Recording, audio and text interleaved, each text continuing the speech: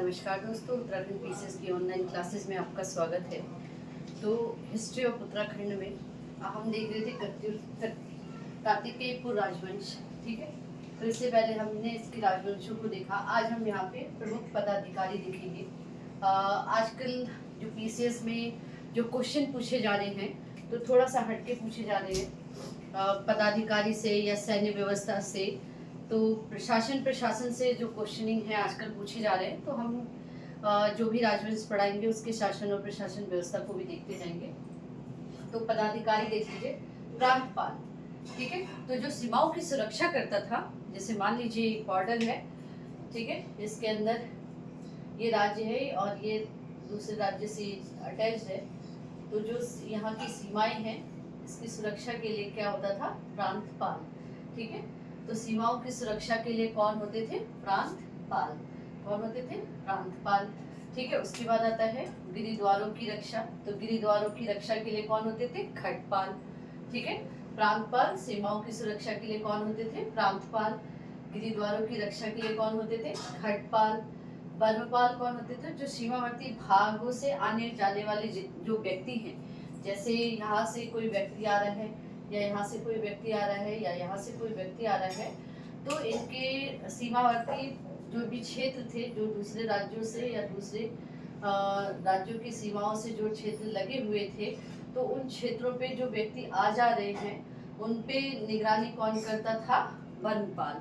ठीक है, तो आने जाने की जो व्यवस्था है, सीमाओं जो बॉर्डर है, जिसको आज आप बॉर्डर के नाम से जाते हैं, जो बॉर्डर है, तो बॉर्डर से जो व्यक्ति, ये सपोज कीजिए दूसरे राज्य से हमारे उत्तराखंड में आ रहे हैं, तो वहाँ पे जो भी व्यक्ति दूसरे राज्य से आ रहा है, उनके जो भी सीमावर्ती भागों में आने जाने वाले व्यक्ति हैं, उन पर निगरानी कौन करता था? वर्मपाल। ठीक है, उसके बाद आते हैं नरपति। नदी घाटों पर आवागमन की सुविधा व कर वसूली कौन करता था? नरपति। तो पहले नदी घाटों में जो भी आप स्नान के लिए या कपड़े धो रहे या जो भी वहाँ पे आवागमन की जो भी सुविधा है, रास्ते हैं, वो सब कौन देखता था? नरपति। ठीक है, और इन नदियों पे क्या लगता था? जो भी कर लगता था उसकी वसूली भी कौन करता था? नरपति। ठीक है, कौन करता था? नरपति।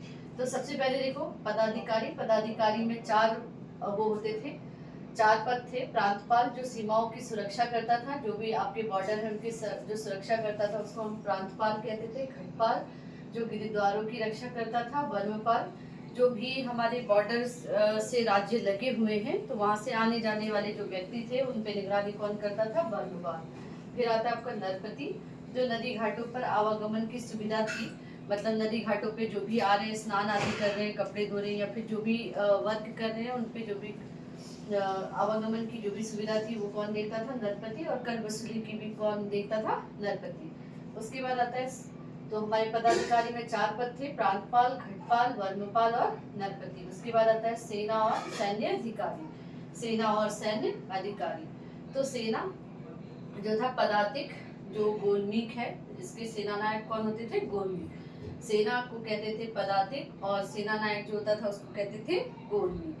फिर अश्वारोही। सेना जो होता था अश्वारोही, और जो उसका सेना नायक होगा अश्वबलाधिकृत। अश्वबलाधिकृत। अश्वारोही, अश्वबलाधिकृत। ये सारे संस्कृत शब्द हैं, तो इससे अंदाजा लगा सकते हैं कार्तिकेयपुर में जो भाषा बोली जाती होगी वो कैसी होगी? संस्कृत। ठीक है, गजारोही हस्ती बलाधिकृत। हस्ती गजारोही जो होगा हस्ती बलाधिकृत। अश्वारोही उष्ट बलाधिकृत। उष्ट बलाधिकृत। ठीक है, तो तीनों आरोही सेना का सर्वोच्च अधिकारी कौन होता था? हस्या सर्वोच्च बलाधिकृत। पदातिक, अश्वारोही और उष्टारोही का जो इन तीनों का जो सर्वश्रेष्ठ पदाधिकारी होता था वो कौन था? हस्या सर्वोच्च बलाधिकृत। हस्या सर्वोच्च बलाधिकृत। कभी कभी पूछा जा सकता है कि कार्तिकेयपुर काल में हस्या सर्वोच्च बलाधिकृत किसको कहा जाता था? तो तीन आरोही सेनाओं का जो सर्वोच्च पदाधिकारी होता था उसको क्या कहते थे हम? हस्या सर्वोच्च बलाधिकृत। ठीक है, उसके बाद देखते हैं पुलिस विभाग के अधिकारी को। पुलिस विभाग के अधिकारी को हम क्या कहते थे? दोषा पराधिक। दोषा पराधिक। दोषा पराधिक। तो जो पुलिस विभाग के अधिकारी होंगे उसे कहते थे दोषापराधिक, दुस्साध्य साधनिक, चोरो द्वर्णिक। ठीक है, तो कौन कौन थे? पुलिस विभाग के अधिकारी थे दोषापराधिकृत, दुस्साध्य साधनिक और चोरो द्वर्णिक। ठीक है, ये कौन थे? पुलिस विभाग के अधिकारी। ठीक है, उसके बाद आता है कृषि से संबंधित अधिकारी। कृषि से संबंधित अधिकारी कौन होंगे? आय साधन, कृषि और वन, क्षेत्रपाल, प्रभातार, उपचारिक, खंडपति।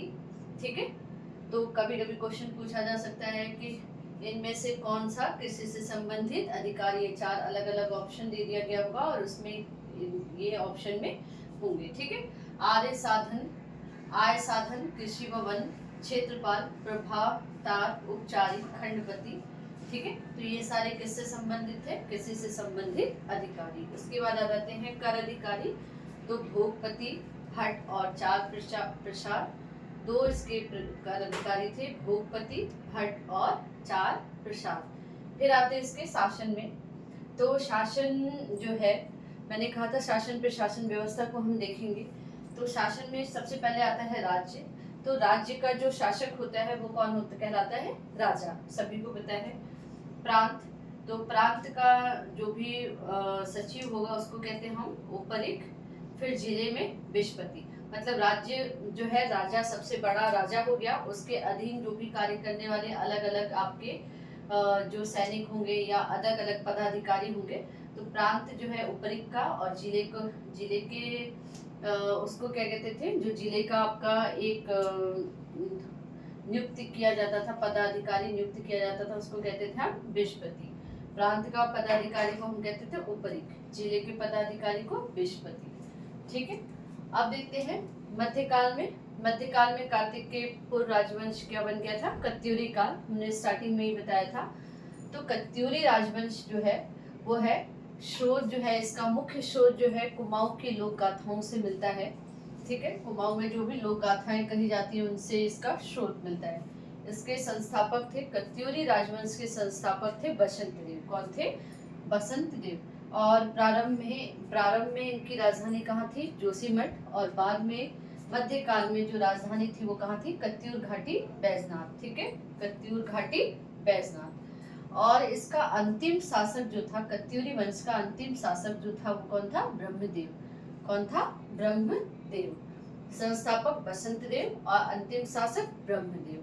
ठीक है, तो मध्यकाल में कत्यूरी राजवंश की जो शाखाएं थी, मध्यकाल में, प्राचीन काल में ये एक शाखा थी, मध्यकाल में आते आते ये कई छोटी छोटी शाखाओं में बढ़ गई।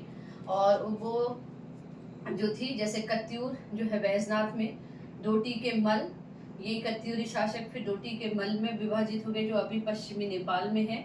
फिर काली कुमाऊं, अस्कोट के रजवार, सीरा के मल, शोर के मल और बारामंडल व द्वाराहाट। ठीक है, तो प्राचीन काल में जो था कत्यूरी वंश, वो आपका कार्तिकेय पूर्व के नाम से जाना जाता था। और मध्यकाल में जो कत्यूरी राजवंश है, कत्यूरी राजवंश के नाम पे जाने लगा। और मध्यकाल में जो है कत्यूरी राजवंश के छोटे छोटे टुकड़ों में, कई छोटे छोटे टुकड़ों में ये विभाजित हो गया था। जैसे जो बैजनाथ में कत्यूरी शासक थे, फिर डोटी के मल जो आजकल पश्चिमी नेपाल में है, काली कुमाऊं, अस्कोट के रजवार, सीरा के मल, शोर के मल, बारामंडल व द्वाराहाट। ठीक है, तो यहाँ पे आप कत्यूरी वंश में हमने कई लोक गाथाओं में, कई कहानियों में सुनाया जाता है कि राजुला मालुशाही जो था, उसकी प्रेम जो गाथा है वो बहुत ज़्यादा फेमस है। इसकी प्रेम गाथा उत्तराखंड में प्रचलित जो है प्रेम गाथा प्रमुख है मालुशाही। ठीक है, राजुला मालुशाही। तो कत्यूरी वंश का जो राजकुमार था वो कौन था? आपका मालुशाही। और राजुला कौन थी? चमोली की राजकुमारी। ठीक है, राजुला जो है भोज क्षेत्र के चमोली की राजकुमारी थी। ये लोक गाथा बहुत ज्यादा फेमस है, प्रसिद्ध है उत्तराखंड में। ठीक है, राजुला मालुशाही। तो इससे भी हमें कत्यूरी वंश के बारे में जो है वर्णन इस प्रेम कहानी से भी मिलता है। ठीक है, तो आज के लिए इतना ही। धन्यवाद।